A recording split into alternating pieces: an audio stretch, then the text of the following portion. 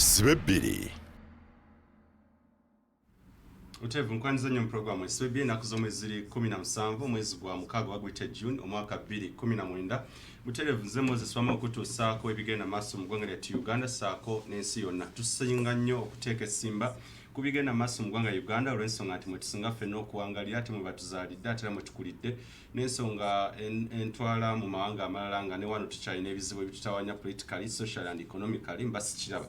Ensonga lwaki nzija buterevu immediate after amawulire amasukulumu ne nkutuusaako ensonga nga bwe zitambudde mu ggwanga lyattu Uganda okusinga ddala mu byemuyita ebyobukulembeze abamu biyita byabufuzi nenze mbiyita nno byabukulembeze so nzija buterevu ne tutunuulira ensonga nga bwe zigenda maaso mu ggwanga ne tuzikubamu torch ne tukulaga ekituufu ekiri by'obadde obuusa amaaso ne tubikulaga saako n'ebyennyini by'obadde obeera nga oba ebimu nga tobitegeera.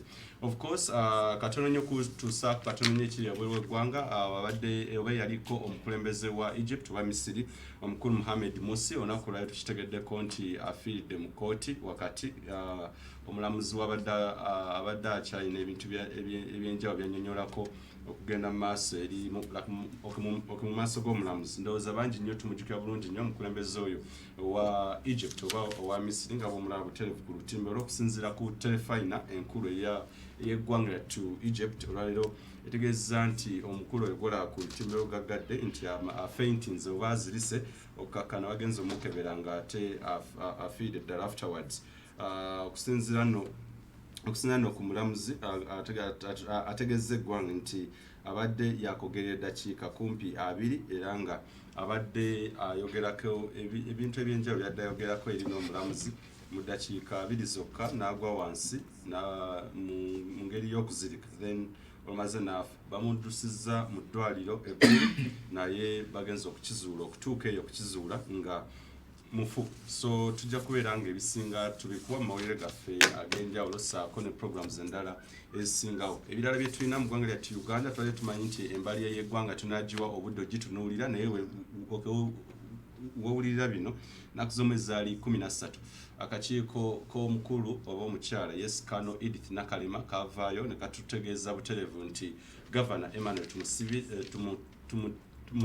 Tumusiime yabakubira essimu akakiiko ka State House akola ku Anti-Corruption Unit n'akategeeza nti bannange waliwo emivuyo egiri mu Bank of Uganda nga gino nno mulimu abakulu abamu bambi abalina omuze oba omulimu bagukola bulungi nnyo ogw'okwekubira ku ssente ezaabwe. Abasinga muzze mu bigoberera bingi nnyo bye twagala okwebuuza nti ssente yes babanga Emmanuel Tumusiime Mutebire Governor Bank enkulu ya Uganda babanga yavuddeyo ate okuwaaba lwaki ye yawaaba kuba tumanyi amateeka ssente zinene engeri galina okuyitamu lwaki awaaba wa Edith Nakalema lwaki si IGG kuba kiri kitongole kya gavumenti. Ebibuuzo bingi nnyo ebikyasurroundinga saako n'okutegeera gye buvuddeko omubaka Mubaraka Munyagwa ate era nga yakulembera akakiiko kali akakosasa kaali katuulibwako omubaka Abdul Kantutu yavuddeyo recent era n'atutegeeza nti yandiyagadde okubeera nga addamu okuba torch oba okunoonyereza ebyenjawulo ku Bank of Uganda naye okusinziira ku sipiika w'olukiiko lw'eggwanga olukulu Right Honorable Rebecca Litwala Kadaga n'amugamba ebyo ejja bikolera uwo mu kisenge kyo oba nga okoze gavumenti eyiyo nga gwe sipiika. So wetwogerera bino ndowooza Munyagwa ebintu byaddaga okuzuula biyinza okubeera nga bitandise okweyoleka. Buterevu njagala nkutwale mu studio bapanelisti bange abantu benkyanziza batukubye torch mu bintu bino okusingira ddala ku kakiiko ka Anti-Corruption Unit akakulirwa Kano Edith Nakalema saako n'ebya Bank of Uganda. Tutegeere ddala kuba tujjukira alipoota eyakolebwa omukulu Abdul Katutu n'akakiiko ka Kosase abasinga ne mugikubamu ebituli nga mugamba nti bingi ebadde bikyamisinga. Ku mukono guli eri owa Galubindi yali nno munnamawulire n'abiddukamu n'abyesamba ng'alaba bino byenkola bijja kubeera nga bimususseeko n'agenda mu mateeka ye Raymond Kazibwe n'agamba nti alina at least okubeera ng'awolereza ffe ebya tear gas n'okumukuba batuuli nga tajja musajja atukubigumira. Ku mukono guno ye mukulu Kasozi Samuel tutera okubeera naye buli lwa Sunday mu programu esimu etuli abagigobera bulungi nnyo international relations ndowooza ebya Mohamed Morsi ebisinga bajja okubeera nga bateerako bwina bya ne Sava Chini Mayanja. However tutera okumukyaza lwa balaza otukubira torch mu nsonga nga bwe zikola amawulire oba nga bwe zigenda mu maaso mu ggwanga lyattu Uganda. Musekeni ntono kantandikirewo Kasozi olamuse ku bannayuganda tutandikira. Pozi omulabi wa Delta TV webale nnyo okweyongera okwenywereza ku Delta TV omanye ekyomuwendo. Amanya Kasozi Samuel Alliance for National Transformation. Mpoze leero kambagambeko nti bannange political party eyo yesa Bible yetugamba kino gwe musango. Omusana guze mu nsi ne mwagala ekizikiza. Tubaleetedde omusana emuna yagala ekizikiza ku lunaku lw'ekiyama. Mumanye mujja mugenda okugwa ku bibonereza ebitagambika. Mwebale nnyo okulaba Delta TV. Council Raymond Kazibwe eyali omunnamawulire omugundiivu n'addukayo nawe lamusa ku Bannayuganda ssebo. Alaba Delta nkulamusizza mwama batolimba saddukayo obuddusi mpozi wayagala mbere munnamawulire mu kkooti ate gwe ndi puliida basona nyewo nze ndi puliida y'obufuzi nduli wazemu anti Ewe ndi awo. nze siina kibiina kya buzi mwendi ensonga lwaki siina ntuma kujja wano omanyi lwaki nze ne TV kizirinamu nnyo maddu siina kyentunda kuba ne gyenva sanjula bivaayo Katonda bajja Musa mulinga mubuuze ebikiwayogedde era gavumenti nawe ina obuyinza okubeera nga kusamoninga in case of anything. Naye nga nkola ne Mandela and Kazibwe Legal Associates yafuutuka Ssebongo omu kwa partners mu faamu. Okay. Era n'ennyambala njirabye ndowooza okubuutukira eddala. Mbadde mu High Court leero. Abakulu tugende butereevu ku nsonga ya z'ennaku z'omwezi 13 tuba tukyali mu mbalirira tetunnafumiitiza na kutegera nti emisolo biki nti ate sectors kize bawadde nto sectors gye bawadde nnyingi okutemya n'okuzibula ng'akakiiko ka anti-corruption unit katutegeeza nti okusinziira kuko nti Emmanuel Tumusime Mutebire Governor Bank Enkulu ng'akategeeza nti mwandibaamu ebintu ebitategeerekeka nti ensimbi kumpi obuwumbi 9 mulimu abamu kwabo abaze printingira nga bo bambi zaabo kubeera nga bakola ku mirimu gyabwe naye butereevu waliwo ebibuzo bingi byenjagala tutegeere kantandike ewo munnamateeka nza tutegeera bulungi nnyo ssente engeri gye zijjamu mu ggwanga sife abeekubira ssente ziva German era entambula yaazo abasinga tugitegeera bulungi lwaki gavana yavaayo okuyita akakiiko lwaki CSF soba security nga bwe tubitegeera nga sinagenda ku ekyo oyogedde ku mukulu afiiridde mu Kaguli nenjukira mba nkyali munnamawulire Ssebo nga sinakoowa walingayo beyakanira owa hoteri wali eri egwebajja amuku bali bananyezebwa okulya ssente za Kyogamu ku hoteri eyo baamukuba ebibuuzo akakyoka paaka bwe yagenda n'azirika n'afuna stroke kati baamuziika Teyaddira ddala. naye kirala nali mperekeddeko client wange mu kasooka bamugemerere nga nange yannimbye tutuuke baatukuba ebibuuzo nze nina ekinnyamba ngamba kanzirika nzije nze nga nziruka nze sajja ensonga bwe zitabuka osaako kakola sajja muzina ensonga kunswaza oba nga tongayo mazima endala nga bibizze we ngamba kanzije n'ebitabo nsoobirekawo nsoogula ebipya so oyogedde ku nsonga ya Bank of Uganda ekisooka mwami wamala nze kinnuma nnyo okulaba nga ensonga za Bank of Uganda zijja mawulire naleka nkugambye sometime back nti unlike other banks Bbanka weyongera ku tteeka lya Bank of Uganda Act section ya 4 ye banka ya government managing economy reserves na buli kimu teza nti gwe nali yali ku kyeggulo enzogano gamba akasita banka ya Uganda sina account mu banka yonna naye kyamazima kiri nti banagamba nti ennyenya zirinnye ebbeeyi buto n'ebirala kijja kuba ne Bank of Uganda ekwatibwa bubi negyo talina account nejyolina niyo bantu talina account mu banka n'emu Bank of Uganda ye banka ya Uganda so tukikirize so nze ndaba nga nekira kidiscouraginga investors abalize naye kasooka embuuze nga sinagenda ku mulamwa tukyalinayo ekitongole mu Uganda kye tuyinza okugamba nti kakino kiramu kubanga nze nakula neegomba okubeera pleader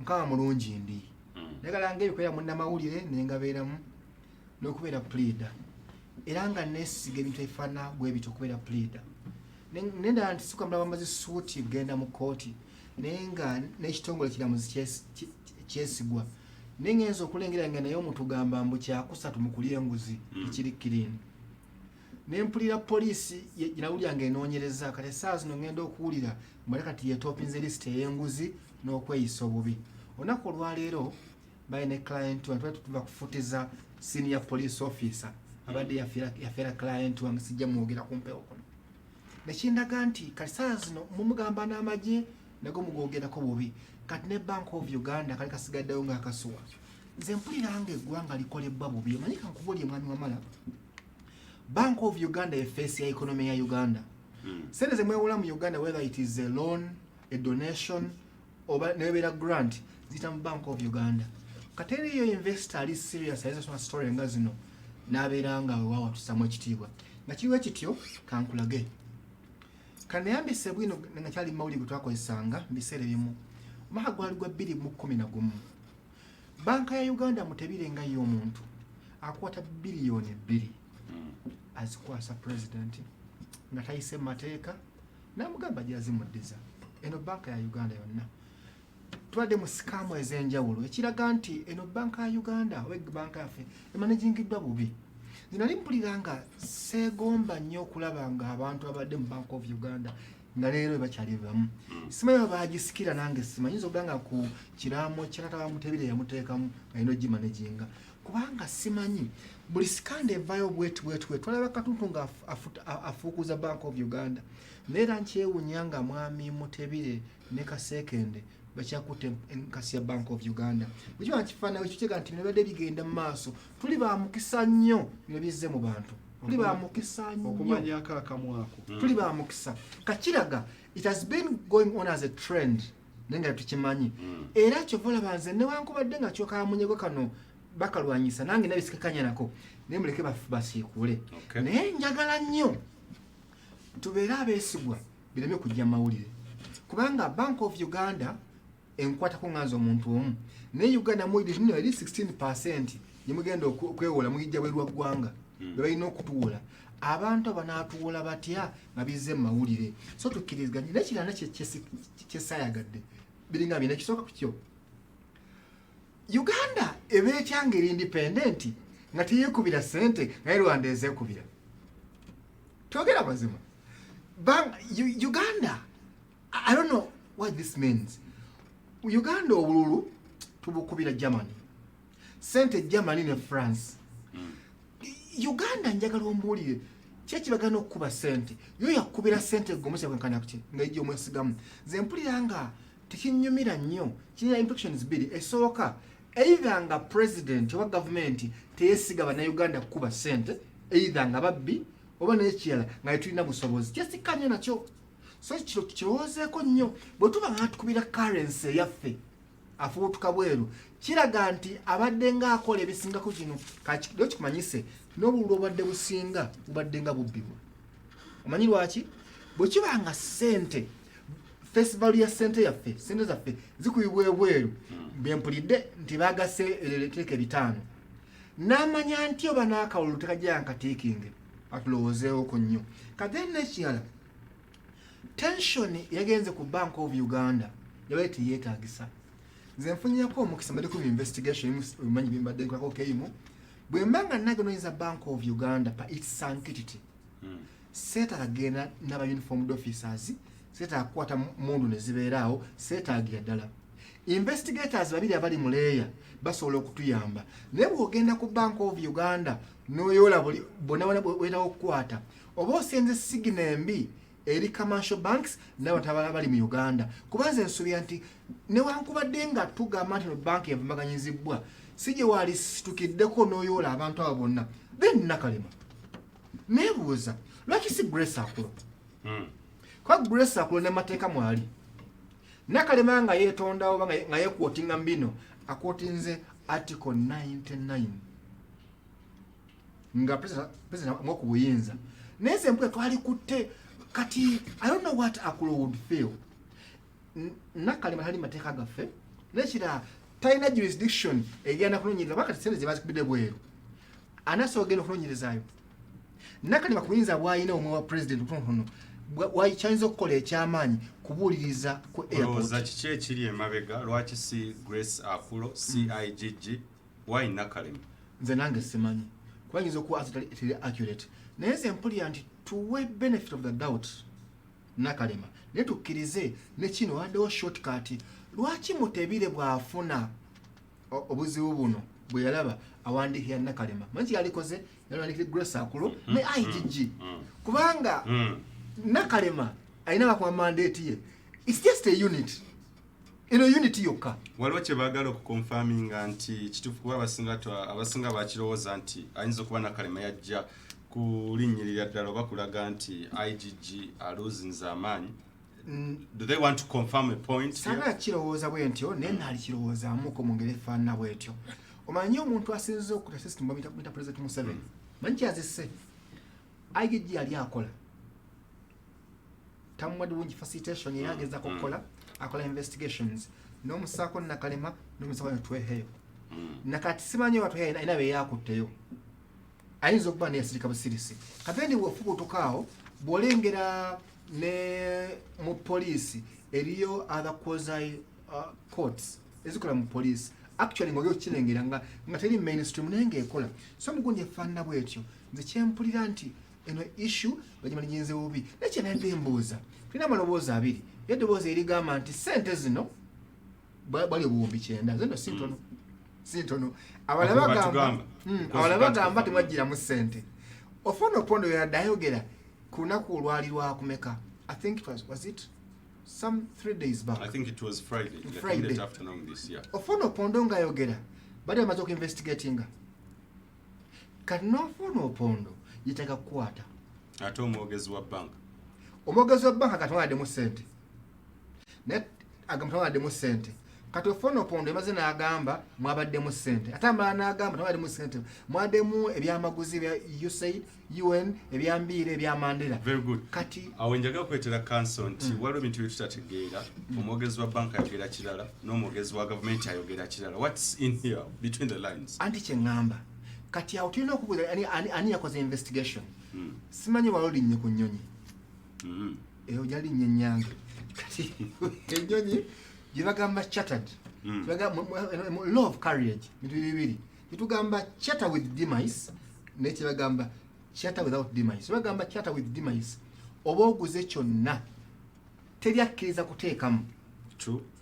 Without demise oyinza okugamba nfunyewo ka portion kati bagamba without demise kitegeeza nti osiringa goods zo n'osiringa n'abakoma ebintu byo abala bateekawo. Naye Bank of Uganda nga state ya Uganda weno kikola bebyayo bijjamu byokka.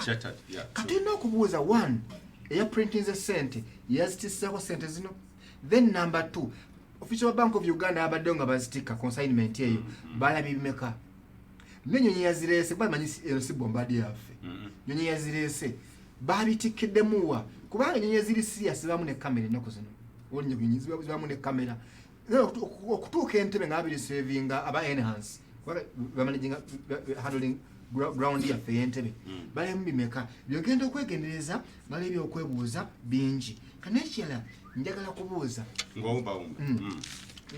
nga mpumbawumba bwe tuba nga tulengera ebintu ebifaananawo ebityo tugenda okulengera nga buli bwogera noga nti whistleblower yatugambye twala kubuuza ani yagambye Mutebire bw'abanga ddala yabaddewo ate yajja tuyamba aze konjito tuyamba yalabaani bw'ogamba nti babadde batisseeko bitereka ebirala lulengera ebyabano tulina yalengereddewa yabadde part of them yadde Bank of Uganda yabadde muzungu oba ya printing agundi so tulina okwebuuza kintu ekyo. Katukomewo mu kitundu ekyokuyo kyali nange Moses wamala okyali program Weesibe tukyakuba toki mu bibuuzo ebyenjawulo bye twebuuza nawe by'oyinza okuba nga weebuuza ebikwata ku banka enkulu eya Uganda nga wulira bino okusinziira ku governor yavuddeyo n'akubira akulira akakiiko akateekebwa President Museveni mwaka ogwedde State House Anti-Corruption Unit nga akategeeza nti mwandibaamu emivuyo gyatategeera nti waliwo aba printinga sente oba abagenda ne bateekamu extra sente ez'enjawulo ezisukkamu mu ezo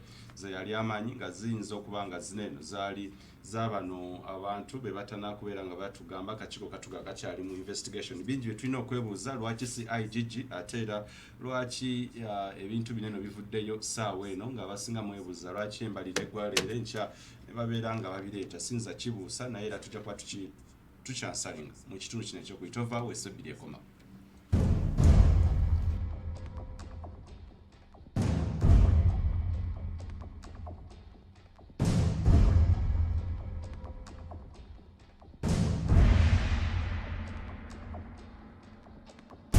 Weesibe Bbiri.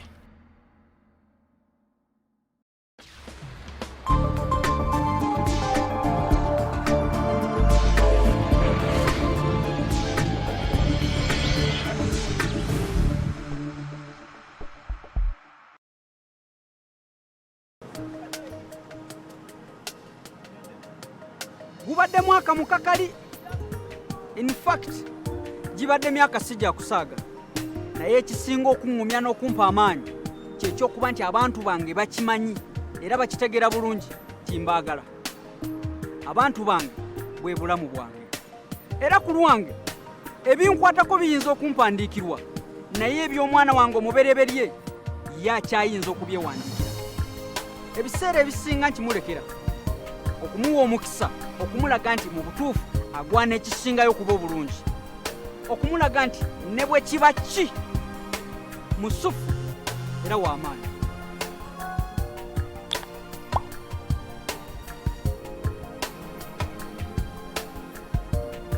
Sukuma Cash ne Airtel Money okwate ku bulamu bw'abo bonna b'oyagala. Kati osobola okusindika ssente ku miwendo egisaliddwako okutuuka ku bitundu 6 ku buli 100. Sindika ssente oba kwesa Airtel Money olwaleero ofune omukisa okwewangulira emitwalo 50 buli lunaku oba okuwangula olugendo olusasuliddwa okulaba omupiira gwa Uganda Cranes mu mpaka za AFCON e Misiri. Nyiga *185# okutandikirawo.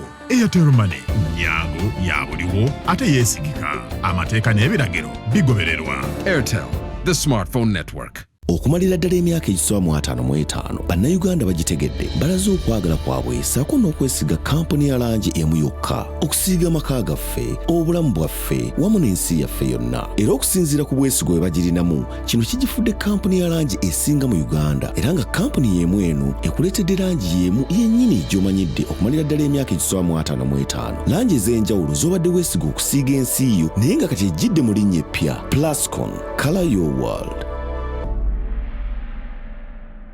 Sukuma Cash ne Airtel Money okwate ku bulamu bw'abo bonna b'oyagala. Amanya bampita Sebudde Musa okuva Nansana Uganda maze ebbanga ndi ku Airtel naye kuno mukisa gomba dike ekituufu ekyo sigufunangako. Nanyiga star 185# nensasulako amazzi g'ewaka. Sindika ssente oba kwesa Airtel Money olwaleero ofune omukisa okwewangulira emitwalo 50 buli lunaku oba okuwangula olugendo olusasuliddwa okulaba omupiira gwa Uganda Cranes mu mpaka za AFCON e Misiri. Nyiga *185# okutandikirawo. Airtel Money nyangu ya buliwo ate yeesigika. Amateeka n'ebiragiro bigobererwa. Airtel, the smartphone network. Ngenda kuwangula lelo.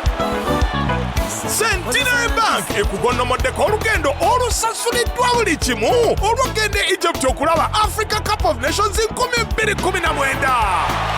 Miliyoni 2 mu njezo ebintu ebyenjawulo zezigenda okugabwa kw'ossa n'ebirabo ebirala nkuyanja okuva omwezi ogwokuna paka omwezi ogw'omukaaga. Okuba muwanguzi kyangu nnyo kozesa ssente visa kaadi yo ng'osasulira ebintu ku supamaketi, restauranti, ku masundiro g'amafuta oba awalala wonna emirundi egitakka wansi weena. Awo olyoka oyingira butereevu mu kalulu akanaakutwala Egypt okulaba omupiira gwa Africa Cup kw'ossa n'okuwangula ebirabo ndulundu. Kati n'okwasa ne ssente visa kaadi oba muwanguzi. Centenary Bank. Centenary Bank erabirwa Bank of Uganda.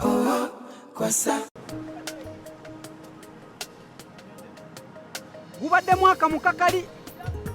In fact, gibadde myaka sijja kusaaga. Naye ekisinga okuŋŋumya n'okumpa amaanyi ky'ekyokuba nti abantu bange bakimanyi era kitegera bulungi timbaagala. Abantu bange bwe bulamu bwange. Era ku lwange ebinkwatako biyinza okumpandiikirwa naye eby'omwana wange omubereberye ye akyayinza okubyewandiikira. Ebiseera ebisinga nkimulekera okumuwa omukisa okumulaga nti mu butuufu agwana ekisingayo kuba obulungi. Okumulaga nti ne bwe kiba ki musufu era w'amaanyi.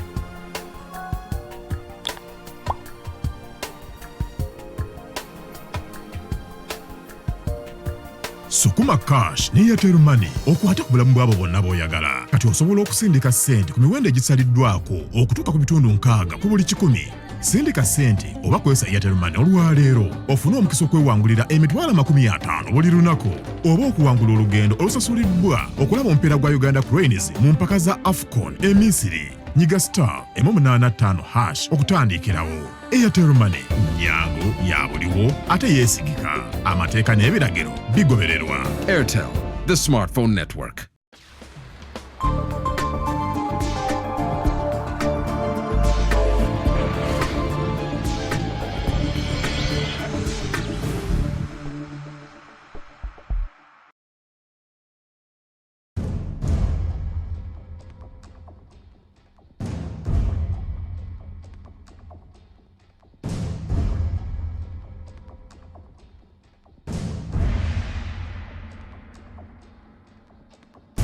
Weesibe Bbiri.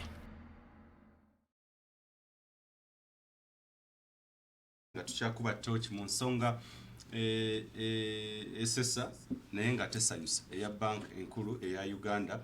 Bizze tubiwulira bingi nnyo. Nzijukira nali wano ffe bamu abatandika okusimogola oba kufuna ebintu ebyenjawulo ebya bank enkulu eya Uganda. Nali ne Lukaka Jeny naye olwalira badde n'okuneegattako naye okusinza ku mawulire genfuna nakyanga nti waliwo omukulu omu ali mu bank eyo yennyini ate amutiisatiisa. So olwaliro tusobodde kubeera naye n'ebingi nnyo etujobye tugenda okubeera nga tufuna era nja kubeera mufuna naye atubuulire. Wawulira bino nnaku z'omwezi zabadde 13 banka enkulu ya Uganda era agikulira Emmanuel Tumusibe Mutebire n'akubira okusinziira ku sources n'akubira akulira akakiiko ka State House Anti-Corruption Unit akakulirwa Kano Edith Nakalema ng'amutegeeza nti waliwo abakulu abamu abali mu bank omwo mwennyini munda nti bo mulimu gwabwe gakubeera nga bakuba extra money. Katugeze nti abantu bano batumiddwa Germany Uganda je printing ya sente like German sente zeekuba okubeera nga eziweereza mu Uganda. Mulimu ate abamu babanga bagenda okuzifuna nti bakuba obuwumbi kumpi ne bassaamu obuwumbi 9 okukakana nga zino zijja kubeera nga tezitegeerekese oba nga tezitegeerekeka mu ngeri emenya amateeka kyekyalobedde banka gavana wa banka enkulu Emmanuel Tumusibe okuyita akakiiko kanoonyereze naye ebibuuzo bikyali bingi. Sente zino ani ali emabega wa kino ekintu era guno gwe gusoose oba si gwe gusoose. Then another thing, lwaki oddukira wa akakiiko president ke yateekawo ng'ate waliwo akali oba ebiri mu mateeka nga IGG saako n'abantu abalala balina okubeera nga bakola omulimu guno ogw'okunoonyereza. Then waliwo ebintu ebirala bye tulina okwebuuza. Fresh investigations omukulu Munyagwa akulira akakiiko ka Kosase zeyabadde asabye. Tolowooza nti kino kiyinza okuba nakyo kikonfaminga nti kituufu omukulu kye yabadde asaba kyetaagisa ye oba nedda. Mu studios nkyali ne Raymond Kazibe munnamateeka saako ne Samuel Kasozi political analyst baliwo okubeera nga bakubuulira gwe byolaba ate bo bye balaba. Mukulu Kasozi, njagala munnayuganda osooke omulage waliwo kye tutalaba, waliwo ekisukka amaaso gaffe ku byoze onoonyereza ku banka enkulu biki bye tutalaba era ekintu kino lwaki essaawa eno cause ne time tulina okugyebuuza kuba ojja kwesanga guno si gwe gusoose. Uganda yaffe tugitegeera. Why now and is it more than what meets an eye? Okay, ekintu kino pozi okuva edda nzize mbagambako nti waliwo kye bayita kleptocracy. Kleptocracy bagiyita a state run by thieves. Wotwa Uganda okomparinga ku mawanga amalala. Council Raymond abadde akyebuuza kino bagamba poliisi nti ate kakene Bank of Uganda then nti we watali nguzi Uganda ewantu watali nguzi Magombe naye teri walala watali bubbi Uganda wano. So kati Uganda wetwatuuka kati kana akaguddewo kantu kabadde just mayina ekyakalese ki Nakalema baamuteekawo president ebbanga eyo n'abadde talina role gya playinze talina bwe yali akotte talina kyamaanyi kino ndi wano kyogera sirina for information bingi byazzakola twamulaba ewakise mu bettaka twamulaba like mu bank and was a post bank recently bingi nnyo byazzakola waliwo results abettaka alina bwe yaddiza ettaka nti baali mu bbako then akwata bukwasi benyigira mu bivyo ne bamala ne biggwerawa buli bwanguzi bazibajjako then kakati omugaso gwe mugaso ki obakutte tewali results. Omuntu yena tujajinga ebikola by'omuntu ku results biki byabadde afunyeeyo. So kati ebyo nawe balabye nti president yateekawo akakiiko kano akanakalema nga tekayina achievement ziri awo eno saga kwe kubeera saga zaabwe be baagadde obwagaza okukuliyetinga. So kino kiri intention okulaga nti akakiiko kali kakola owewunye sente okuva mu gwokuna tebimanyikanga kuba mu Apple wekyaliwo awo wonna tekimanyikanga. Kitegeeza mubo bennyini mube bidde sente mwe muli engabana yagaanyi then n'amaani babironkoma era ne mukulonkoma balonkoma wa Nakalema si wa IGG si wa kirwaki kuwa Nakalema role eggwanga era nti Nakalema olaba yazudde kino then kufuna role. So yensonga lwaki bakwasiza akakiiko ka State House kanoonyereze era weewuunye kiruka ekitegeeza Mutebire baamugambako dda n'asooka akisirikira paka ekigize n'akuba essimu ne bagamba Mutebire tulina ebitongole bya investigation tulina aigi era bagamba Mutebire ye yakuba esimu lwaki ebirala saga takubangako Mutebire tabimanyako lwaki takubangako simu. So bino ebintu just government zicreating abachita politics of entrepreneurial na creating a situation okwagala okukwatiramu abamu. Then kati President Museveni ekirala aludde yavumira police nti police yemu kubasinga obwononefu. President Museveni olwokuba nti system ya mulema afuna kye tuyita scapegoat nafuna gwalumiza nti ono yabindeetedde.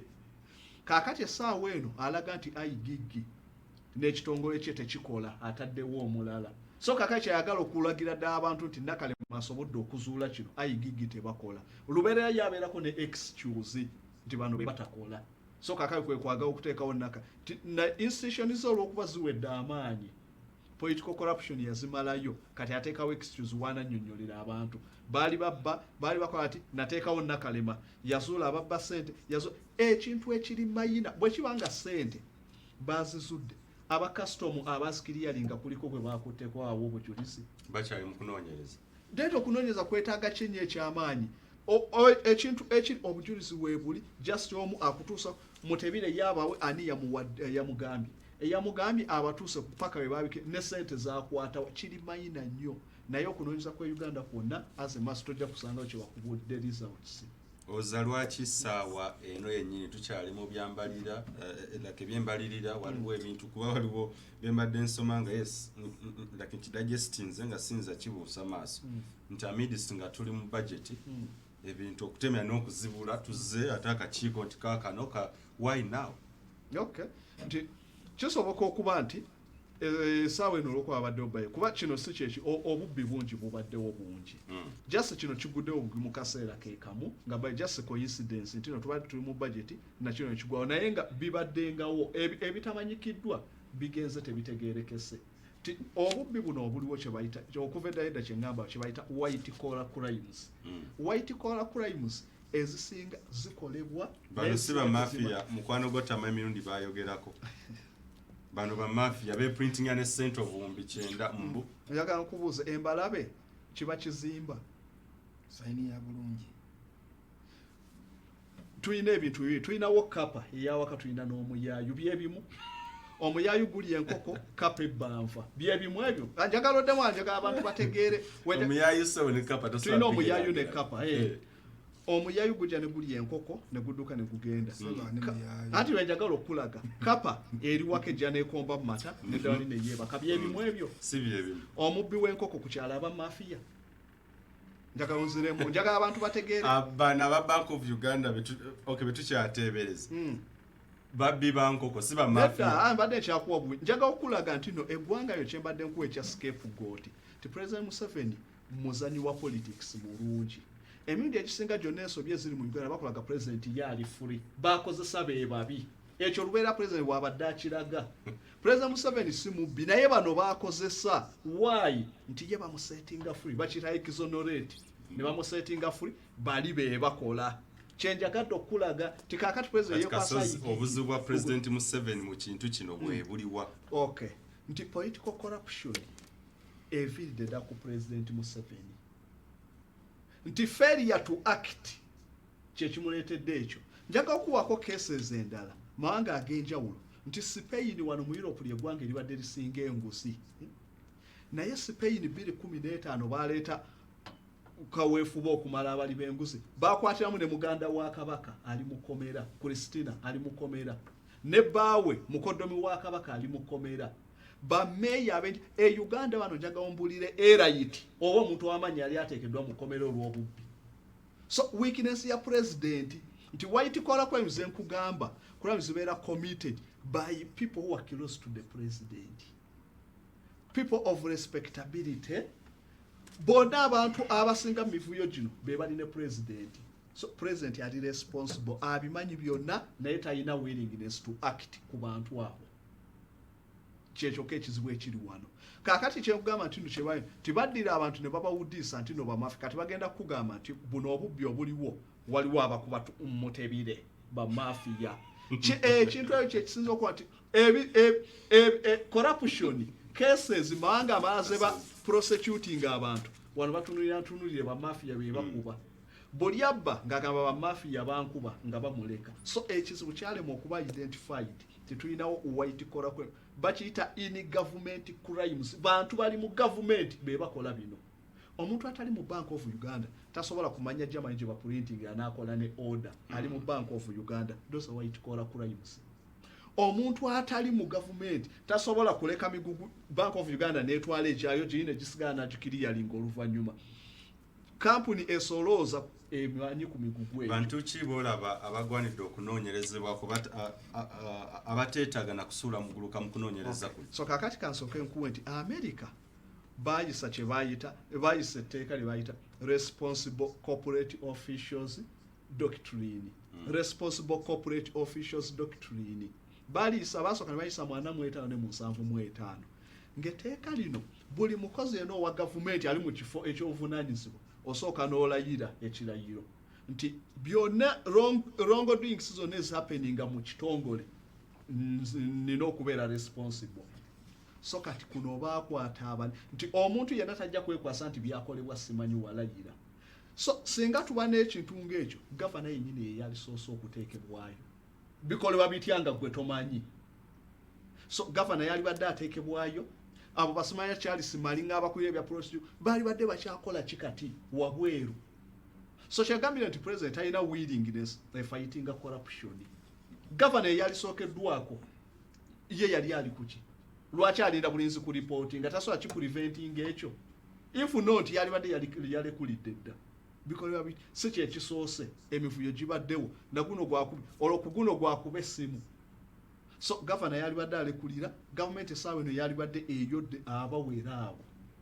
Then at the same time government ya Uganda nti ebyo byonna bigenda kubeerawo be bakutte naye tekyogenda kuya nti no benefit efune nti oba sente ezo bazirikavalize ezo zagenze kino bakiyita face saving.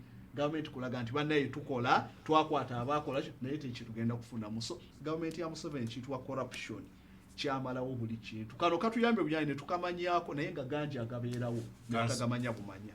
Olowooza entities ki oba bantu ki bintu ki byobolaba batasobola kusuka investigations okukakasa nti muna Uganda okusembayo nabo oni yayogedde akantu nti government yakoze kabadi so ekiri onyigizaawo nina muganda wange yali bbaawo nsaku lw'okuba tuli bato Uganda enkato kanyama namuwa managing security nga tena nga abantu bampisa nagamba banankuza nagaba baganda bange bana timbadde basaba mujje mukole fuyo yabakuba niwe nabamba kubye byenga bituufu eso katanda yes nagamba mujje mbakube njabajjanjaba n'abakuba emigere naye ekibyomba bamuteka mu komera bamuteeka ebizira kati ng'ekikana tutule okugyayo omuntu waffe naye ng'asinga okusonda yamusibisa kuba mune yamugaba kujja yali yamukabale.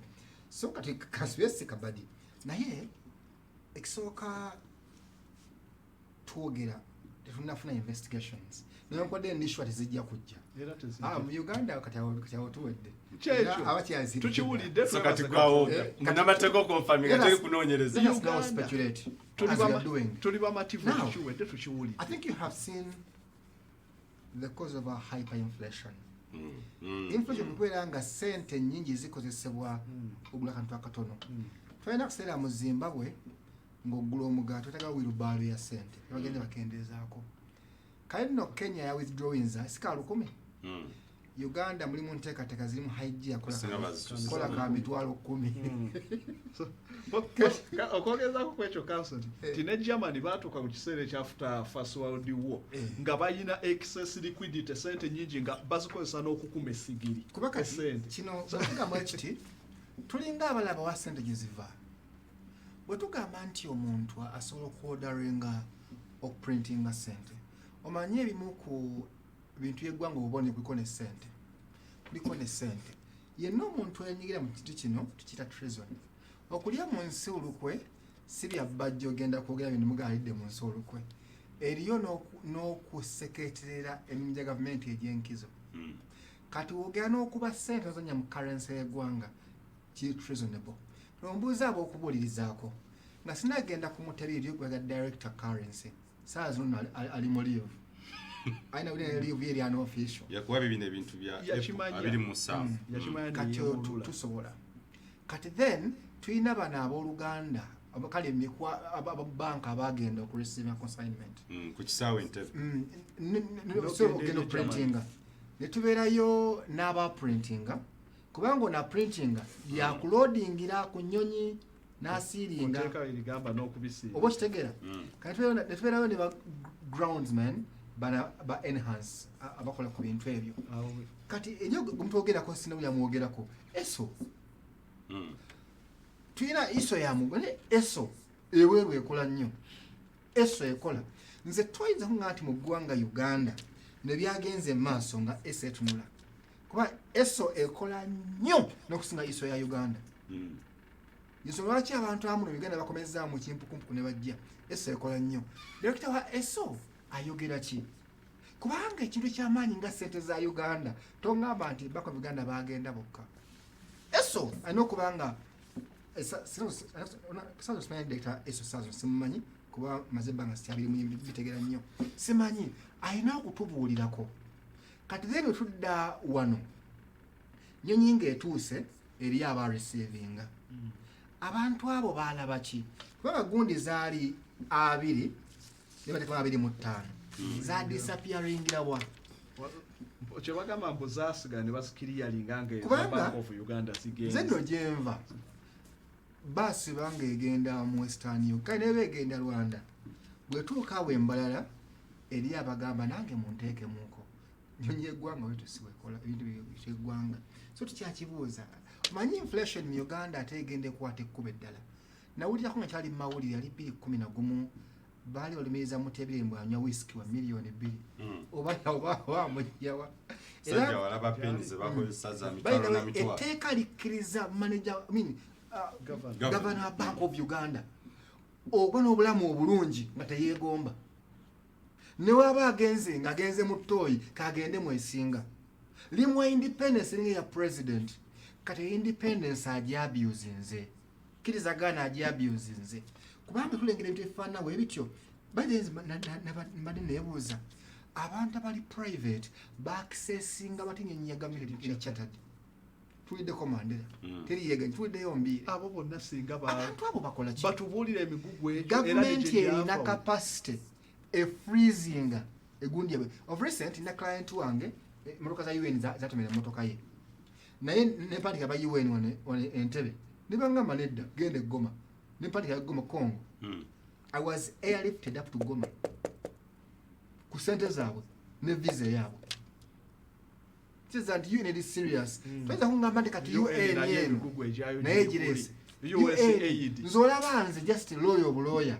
bantwala ne client wange upon just listen yina impandis bantwala that UN eri too much equipped tenakuvayo kwogera USA tenalaga kyangu nnyo okubeera nga abali baparking ebintu bassako UN nga si UN ajuke tulina obuzibu ne UN yagatwegobako kawena kula statement yolange tujjeko obuyambi so tetujja funa nakalema kutuyamba twetaga FBI tekiswaza vego chembade ngendo okuddako nakalema ye solution kati wano nakalema nengamenti kabadi saga nyo mwaka nyange sibimanye ebya nakalema kankubulire wano kayira bwe yafa twalinawo abanonyereza fra Scotland Yard nokade sasa tufuna reporting ayo yajimala simala yituddeko wano ndi mawulire ate yakavana president wa Uganda bwetu akaseera wano nga bakwe Bbiri ne Kabalagala FBI yajja polisi ya Uganda imaze okukwata abantu bajjudde amakomera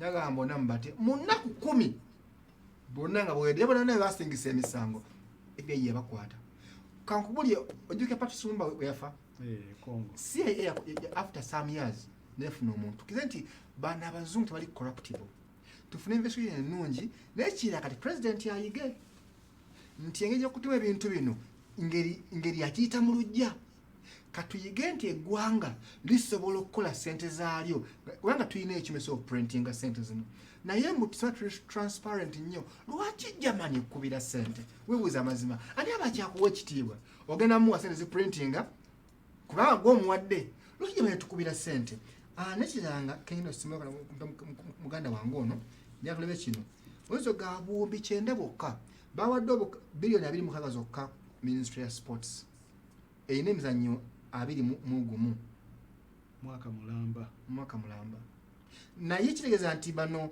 bakutte bajeti za sports 3.5 ze balidde kati bayinza kukola bati gavana ne bank upon a board resolution ministers bakone serial number sija kujja sente kumpewa ninzo kukulaga nti baso kudikalinga zona serial number ezafulumye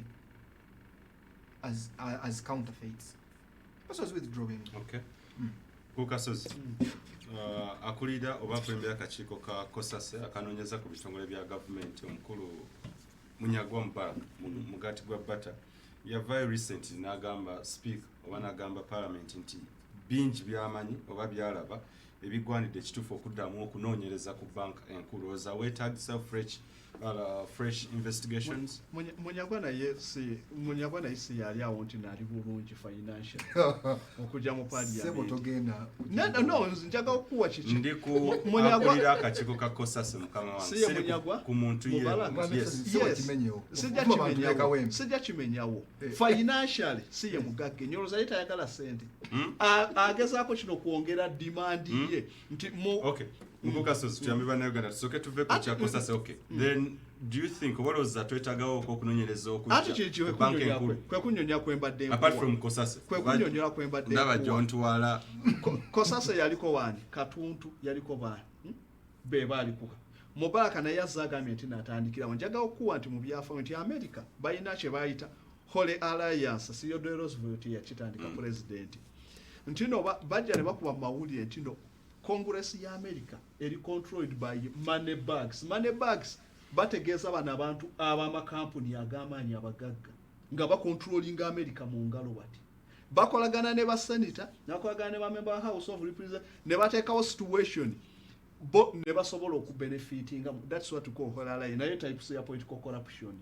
So kati Munyagwa kaalinnye mu kifo kino ategedde nti no abaaliko baalya sente ku kintu kyekimu kakati yesawa naye akitandike afunirewo demand we bajja muweera sente teri kijja kuvaamu era bagenda okuba kakiiko ako webamu bagenda kulya buli sente. Tuve ku kosasi kuba n'abala waliwo abagwanidde era okunoonyereza olowooza twetagamu twerabire ekiyitibwa okunoonyereza okwenjawulo Uganda ekiyitibwa okunoonyereza tukwera banka enkulu nga kanso wagambye ripooti y'akayiira yatemulwa Scotland Yard nenoonyereza olaba n'abava Bungereza report yali mu fulo n'essaawa eno bagidissolvinga tekyali anti ogiwa government si gw'ogirangirira n'emala n'eterabika nti mawanga gonna ewali corruption gavumenti eddira obujulizi n'ebunafuya gavumenti bawithholdinga reports ne bataziwaayo n'information yesinga so unless ng'obukulembeze bukyuse then wasobola okubeerawo ekyenjawulo naye watali kukyuka mu bukulembeze tewali kisobola kukyuka n'okunoonyereza kwonna ne bali bajja mu ggulu ne bajja ne banoonyereza ripooti terifunika. Olunaku olw'enkya tujja kubeera nga twongera okuba torch mu bintu bino byonna. Nze kye ngamba yes tewali bipya nzera ku bino sina kyewuunya nga Munnayuganda naye kyenina okubeera nga mwenna mbagamba nti programu esibe bbiri mulina okubeera nga ffenna twesabira nnyo olina okubeera nga buli lunaku lw'obeerawo olina okusaba osabe Katonda akuwangaaze olabe firimu eziwera nnyingi mu gavumenti eno era sabira ddala era buli lwakutaano asina mugende musaba abalokole abakatuliki mwenna mukole nga kintu kimu kulaba bulabi firimu si kutaasa ggwanga atakumira mpeera abankumi tujja kukwatagana olunaku olw'enkya nja kubeera ne mukulu Kikonyogo wa Forum for Democratic Change tujja kuba twogera ku nsonga zaabwe saako n'abebibiina ebirala atakumira mpeera abankumi Ssaabasajja Kabaka wangaala